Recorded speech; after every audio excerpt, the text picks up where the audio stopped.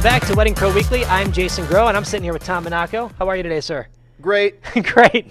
So we're going to talk a little bit about DJs and timing, and really what is equally important as keeping that dance floor going is keeping everything on time. And I can't stress this enough. I've, from a DJ standpoint, obviously you want to keep everything moving, but at the same time, for all of your other vendors, for your photography, and for Tom, I know you do video as well. I mean, it's one of those things where you want to make sure your DJ is keeping things on time. I mean, have you had examples where you've been to weddings where things have just continuously run late, or if the DJ's not stepping up? Not necessarily the DJ's fault. A lot of times, I think it's the coordinator. I know that when there's not a coordinator involved, you really are relying on that DJ to keep things on time. And I had an example on a wedding that I was on, where the DJ just this is in the video side of things, the DJ we were working with, I mean, he just I think he had some sort of family tragedy, and then he was telling me about how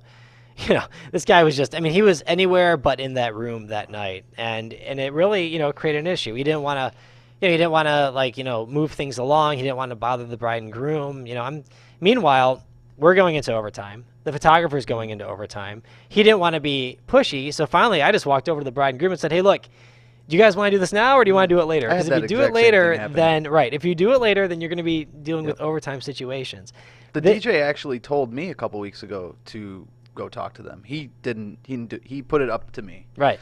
He put it in my hands, and they needed to. I think they had like maybe 10 minutes left before before overtime kicked in, and we fit in the garter bouquet toss like that, and that was it. Yeah, I mean, it is ridiculous. I mean, this is part of your job as the DJ, and I know, with our DJ company, that's one of the things that we do really well is obviously to keep things on time, and that is just so important. I mean, there's no reason for anyone to, there's no reason for anyone to go into overtime, unless, for some reason there was something outside of that room that night that caused things to go late. Once that cocktail hour starts, and once the introductions begin, at that point, I mean, if you're starting on time with the intros, everything should start on time at that point for the most part. If you're giving yourself enough time in that timeline. I mean, even if a speech goes long, you should allow enough time in your dinner time to say, okay, well, we're going to time things on the long end just in case.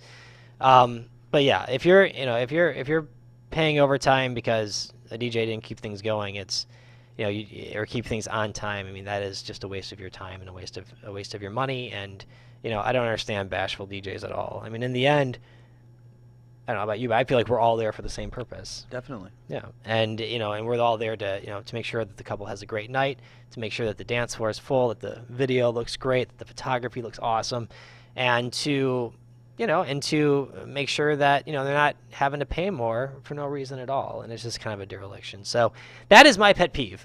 It really is. I mean, there's nothing worse than that. There's nothing worse than working with a DJ who just is not proactive. I mean, I feel that way. I know I have a ton of examples. I just can't think of one. Because it happens all the time. Yeah. I mean, it's not like you have one or two. Like I could pick like 5 right now. I won't bore anyone with them. But I mean, really, I mean, it happens, more often than not. So if I think that their time is going to be, if they could possibly be, if they're running a little behind, I usually bring it up right away. I'm like, look, I'm supposed to be out of here by this time. Right. Is it possible to get the garter bouquet toss done? And a lot of times they're like, well, we'll see. Right. I know, right? Like, well, what does that mean?